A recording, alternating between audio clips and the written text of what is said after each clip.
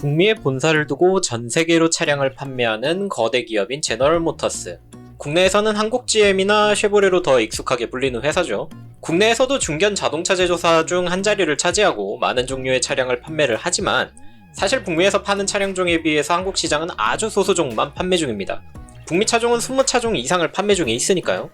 그러다 보니 쉐보레를 좋아하시는 분들은 이런 북미에서 활발히 판매 중인 여러 차종들이 국내에 들어오기를 바라는 분들이 좀 꽤 있으셨는데요.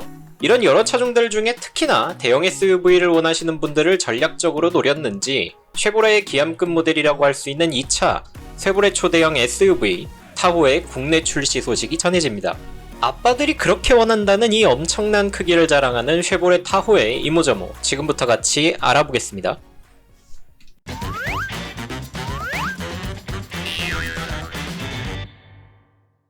자, 우선 출시 얘기가 무슨 소리인지부터 좀 알아보겠습니다. 현재 쉐보레 대리점 소식을 통해서 타호의 출시설이 흘러나오고 있는데요. 예상되는 사전 예약 시점은 올해 12월 정도로 예측을 하고 있고요. 12월 사전 예약이 시작이 되면은 내년 1분기 안쪽에 공식 인도가 시작될 수가 있겠네요. 현재 타호는 차량 판매를 위해 배출가스 및 소음 인증을 진행 중이라고 합니다. 쉐보레의 마지막 인증 차량이 콜로라도였으니까 타호가 출시가 된다면 올해 쉐보레의 마지막 인증 차량이 되겠네요. 지금 배터리 화재 사고로 인해서 판매에 문제를 겪고 있는 볼트 EV와 EUV 사건 역시도 충당 금액 설정만 마무리된다면 내년 1분기에는 다시 판매망을 활성화할 수 있을 테니까 내년도 쉐보레의 신차 효과는 1분기부터 좀 빛을 발할 수도 있다는 생각이 듭니다. 국내에서 패밀리카로 꾸준한 인기를 끄는 카니발의 크기가 5155, 1995, 1740 정도 되죠. 그런데 이 타호는 이 카니발보다도 큰 5352, 2057, 1925의 크기를 자랑합니다. 전장 길이 50mm 정도만 작은 것을 빼면은 트럭 사양인 렉스턴 스포츠 칸보다도 커 보이는 말 그대로 크기 자체가 장점인 초대형 SUV입니다. 그렇게 이 타호는 쉐보레 브랜드들 중에서도 초대형 SUV의 기함 역할을 맡고 있으며 캐딜락 에스컬레이드나 GMC의 아콘과는 형제격, 서버번 아랫등급의 지위를 갖고 있습니다. 국내 소중형 SUV가 인기였던 시절을 조금 지났죠. 현재는 패밀리카나 대형 SUV로 많은 소비자들의 관심이 옮겨가고 있는데 그런 와중에 국내에서는 선택지가 많이 없는 상황이다 보니까 이 쉐보레 타호의 등장으로 시선이 좀 확 몰리겠네요. 2017년도, 18년도 정도 때만 해도 쉐보레의 전면부의 캐릭터 라인은 전체적으로 상당히 둥글둥글한 부분이 있었습니다. 이런 각지지 않은 디자인을 2019년도를 거쳐서 20년도부터는 좀 얇고 날렵한 캐릭터로 좀 바꾸면서 현재는 쉐보레의 어떤 차량을 선택한다 하더라도 비슷한 느낌을 받을 수 있게 좀 정리를 했는데요. 타호 역시 2018년 모델에서 21년도 모델로 좀 넘어오면서 쉐보레가 현재 추구하고 있는 그런 캐릭터 라인을 가져가고 있습니다. 거기에 추가적으로 초대형이기 때문에 대형 라디에이터 그릴을 부착을 해서 이런 크기에서 오는 웅장함도 같이 살렸는데 사양 구성에 따라서는 이 라디에이터 그릴 모양 역시 이원화하면서 어떤 사양을 선택했느냐 따라 색다른 모습을 구현할 수도 있습니다. 후면의 경우에는 국내 차량에서도 많이 적용하는 이런 디자인 라인이죠. 세로형 테일램프. 텔루라이더나 펠리쉐이드와 유사한 캐릭터 라인을 좀 가지고 있는데 이제 쉐보레에서 똑같이 판매를 하는 트레일블레이저나 볼트처럼 좀 날렵한 형태의 가로형 테일램프를 가지고 있는 이런 후면 라인은 아무래도 좀 초대형 SUV이기 때문에 중후한 멋을 살리기에는 모자란 느낌이 있으니까 타호에 좀 걸맞는 그런 디자인으로 구현했다고 생각이 듭니다. 모델마다 패밀리 룩을 적용을 하면은 특이성이 좀 떨어질 수는 있어도 그 브랜드의 가치관을 소비자에게 인식시키기에는 아주 좋은 부분이 있죠. 그런데 쉐보레의 실내는 개인적인 생각으로는 이제 실용성적인 측면 말고 최근 트렌드에 좀 맞춰서 발전을 시켜줬으면 하는 바람이 있습니다. 물론 디스플레이 구성은 12.3인치 계기판과 10.25인치 센터 스크린, 12.6인치의 2열 시트 스크린, C타입 USB 포트 같은 이런 부분들 최신의 트렌드에 잘 맞춰서 기술적으로 발전을 시키기는 했는데 그럼에도 불구하고 전체적인 실내 디자인이 가져오는 느낌은 요새 사람들이 느끼는 이런 모던과 심플이라고 표현하기에는 방향성이 조금은 다른 이런 전통의 디자인을 그대로 활용하고 있다는 느낌이 강하게 듭니다. 확실히 쉐보레가 추구하는 이런 실내의 디자인 감각은 뭔가 실용성에 대한 고집이 있다고 보는 편이 이 브랜드를 이해하기에는 조금 더 쉬운 방법인 것 같아요.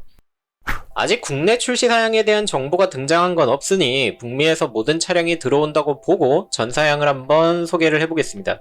현재 타호의 선택은 후륜 사양과 사륜 올WD 사양의 선택부터 시작을 하게 됩니다. LS, LT, RST, 프리미어, 하이컨트리 5가지의 사양과 사륜 전용의 Z71 사양을 구성을 할 수가 있고요. 5.3L, 6.2L의 V8 가솔린 엔진과 3.0L 듀라맥스 터보 디젤의 선택이 가능합니다. 변속 사양은 모두 10단 자동 변속기를 사용하고 있네요. 그냥 딱 들어보기에도 기초 사양이 국내에서 일반적으로 사용하는 제조사 수준을 확실히 뛰어넘은 사양처럼 보이는데 그럼에도 비교를 한번 해봅시다. 국내 대표 제조사인 현대기아의 대형 SUV, MPV 쪽을 살펴보면 일단 다들 8단 자동 변속기에 가솔린은 최대 3.8 가솔린, 디젤은 2.2를 사용 중에 있죠. 제네시스 라인업 정도가 디젤 3.0을 적용하고 있는 수준이니 이러한 타호의 거대한 크기에 비해서 주행감이나 힘이 달린다는 얘기가 나오지는 않을 것 같아요. 국내에서 볼 수 있는 차로 폭을 좀 넓혀보자면 형제격인 캐딜락 에스컬레이드가 동일 수준의 6.2L V8 엔진을 사용 중에 있죠. 타이어 규격은 최소 18인치 기본 사양부터 추가 비용을 들여 적용 가능한 22인치 수준까지 10가지 타이어의 선택이 가능하고 색상 선택은 외장 사양에서 8가지의 스탠다드 컬러 그리고 추가 비용을 통해 2가지 프리미엄 컬러 적용이 가능합니다. 이게 지금 북미 생산과 판매가 가능한 차량이라 선택지가 많아 보이는 것이긴 한데 북미 입장에서 한국은 수출처가 되기 때문에 국내 수입 시에는 이렇게까지 많은 종류의 선택지를 제공하진 않을 겁니다. 또한 여담이지만 국내 차량 구성 방법과 북미 쉐보레 차량 구성 방법 역시도 차이가 좀 있는데 북미의 경우에는 소비자들이 개인화 방식을 중시해서 거의 모든 옵션들이 개별적 선택이 가능하지만 국내에서는 대부분 패키지 처리를 통해서 소비자 이해를 좀 돕는 편입니다. 각각마다 장단이 좀 있는 편인데 아마 북미 방식을 그대로 국내에 적용을 한다면 옵션을 다 붙였더니 얼마가 되더라 같은 걸 광적으로 싫어하는 국내 소비자 특성상 신차 출시 때마다 상당한 진통을 겪었을지도 몰라요. 쉐보레는 국내외 차량으로 분류할 때 엄연한 해외사로 분류를 합니다. 따라서 북미에서 국내로 수입되는 다른 차종들처럼 가격 상승이 우려될 수도 있겠지만 단순히 관세와 세금을 지불하고 말 그대로 사서 파는 것만이 가능한 다른 브랜드와는 다르게 쉐보레는 국내의 생산망, 개발센터, 대리점, 유통망 모두를 보유하고 있죠.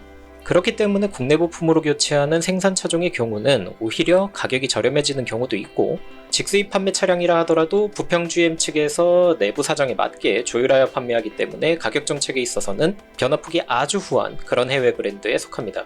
그럼 타호의 가격대를 분석을 해볼게요. 가장 낮은 후륜 LS 트림이 6,040만원부터 시작을 합니다.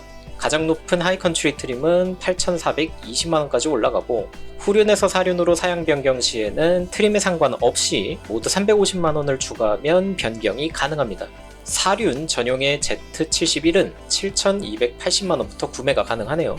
유사한 과정을 거쳐서 국내에 들어와 인기를 끌고 있는 쉐보레의 트래버스가 북미 소비자 가격 대비 국내 소비자 가격이 500만원 수준으로 저렴하니까 동일한 셈법을 거친다면 타호의 최하위 트림 가격은 5천만원 중후반대에서 시작을 하고 하이컨트리 트림은 8천만원 초반대 수준이 될 수 있겠네요. 물론 국내 사양으로 하이컨트리 사양이 출시된 적은 없어가지고 프리미어 사양 정도가 출시가 된다면 7,500만원 정도의 수준이 될 것으로 보입니다.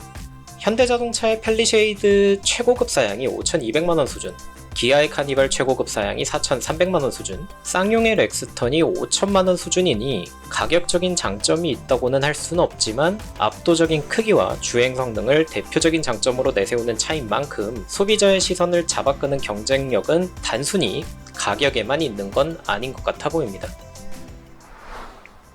항상 신차를 리뷰하다 보면 드는 생각이 있습니다. 현대기아의 신차는 차가 잘 나와도 현대기아니까 그럴 수 있지라는 생각, 그리고 중견 3사의 신차가 나오면 이번에는 꼭 선방해주길 바라는 생각. 좋은 차가 많아지고 선택지가 많아지는 것만큼 저희 같은 소비자들에게 좋은 소식은 없을 겁니다. 그리고 단순한 낭설일 수는 있겠지만 이 차는 꽤나 이슈를 불러일으킬 것 같습니다.